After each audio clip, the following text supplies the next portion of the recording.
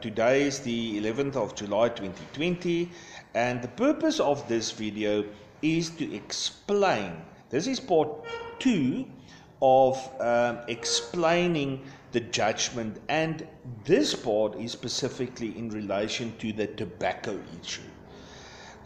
We've obviously received a lot of queries from people who are uncertain and would like to know when the tobacco ban is going to end, and where our case is actually fitting into the whole scenario of also the fetal matter that was before the court and is currently apparently on a leave to appeal application.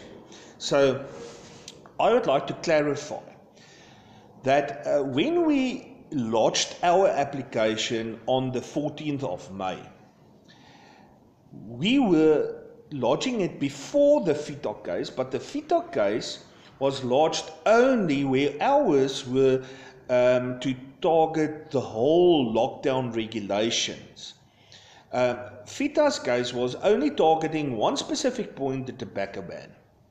Now, when our case was heard on the 28th of May, the fetal case was still not before the court because they have applied that a full court of 3 judges had to adjudicate their case. That was only heard on the 10th of June. So our case was heard on the 28th of May, and the judgment, the court order, came out on the 2nd of June, 8 days before the fetal matter was heard. But the problem was that the judge noted that because there was this case of feta pending before 3 judges, Justice Norman Davis was not in a position to have adjudicated the tobacco issue. So what he did was, and I'm going to read what his order was on the 2nd of June pertaining to the tobacco ban. He said in paragraph 5 in his court order, remember what I said in part 1 of the series about the reasons of judgment and also the court order part. So this is the court order, the actual thing that matters. So he says that the regulations pertaining to the prohibition on the sale of tobacco and related products is excluded from this order and is postponed sine die pending the finalization of case 21688 of 2020 in this court. So sine die is just a Latin term meaning without a date. So he did not set a date when he's going to deal with it again, and but this case was specifically the fetal matter. So he just said that it's there pending before another court. I'm not in a position to deal with it, unfortunately. So now, when we went to court on the 28th of May, our court order, the case of fetal was not heard yet. So that is why he included this part in it. Our judgment came out on the 2nd of June. That was 8 days before the feta judgment was heard on the 10th of June, before the full court of 3 judges. So that is unfortunately what happened to the tobacco. Unfortunately, the reality is that the tobacco matter could have been included in our overall matter, but it was not, because of the fetal matter. So in a sense, the fetal matter basically it made the tobacco ban a bit difficult for the smokers. Now, when the application for leave to appeal was heard before the court on the 24th of June, the feta court case was already finalized. I think it was the order came out, the judgment came out on the Thursday or the Friday before our case was heard. So it was finalized. So now, this court, Justice Norman Davis, was tempted, obviously, to do something about the tobacco ban, and because there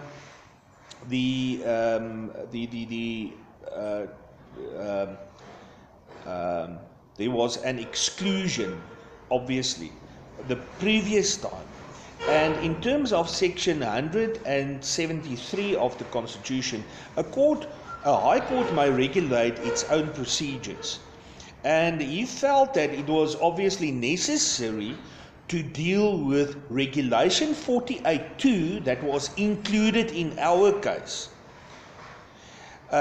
He had to deal with that, and coincidentally, the prohibition in terms of Regulation 45 dealing with the tobacco ban was included in that regulation. That Regulation 48.2 dealt with the offences of violating certain regulations in the Act, or in the regulation. So what technically happened was that although Regulation 45 says that, I read this, what Regulation 45 says, that the sale of tobacco products, e-cigarettes and related products is prohibited except for export. So that is what Regulation 45 says. So the court did not touch on Regulation 45 because it was not included as such in the other one, but ours did include 48.2, and let me read 48.2 for you so that you have. So it says that Regulation 48.2 says that for the purposes of this chapter, any person who fails to comply with or contravenes a provision of regulations, it mentions a lot of regulations, and 45 of these regulations commits an offence and is on conviction liable to a fine or to imprisonment for a period not exceeding 6 months, or to both such fine and imprisonment. So it means that effectively that the criminalization of the sale of tobacco in terms of Regulation 45 was found to be invalid and unconstitutional, or confirmed, hence the reason that it was excluded from the leave to appeal to the Supreme Court of Appeal. So it's there. What does this mean is, for the layperson, it is still unlawful or not allowed to sell tobacco, but you cannot be arrested or criminally prosecuted for doing it. That was the enforcement part of the whole regulations. So technically the government lost its right to actually do something about anyone who is contravening it. And now people are saying, but it's not correct because it's still unlawful, because Regulation 45 says that it's not allowed, it's prohibited. But now the only way in which the government used to enforce that was in terms of Regulation 48.2. Now that enforcement part has been taken away from that. So technically, what needs to be done here is that the only way in which the government can actually now deal with this matter of the sale of tobacco is to write a letter to a person who's selling it, and then if he does not adhere to the reminder letter, the government must now take a civil process in order to apply for a court order to force that person to not sell tobacco. That process takes a long time. It's not something, I doubt whether urgency can be applicable in such a matter. And so basically the government have lost its ability to actually enforce that. And in a civil matter, where the matter is dealt on probabilities, it's prima facie. You must make a prima facie case about whether you've got the right to sell tobacco or not, and then it's for up to each and every one to actually go to court and say that I feel that I have not transgressed this specific regulation because I've done it in this and this and this way, or I needed to generate an income in order to feed my family. So that is technically what happened. Now, the people say that unfortunately the police does not know about this. They are still, if they find someone selling cigarettes or tobacco products, they are still arresting those people and confiscating the stock. The police, in terms of our judgment, may not do it.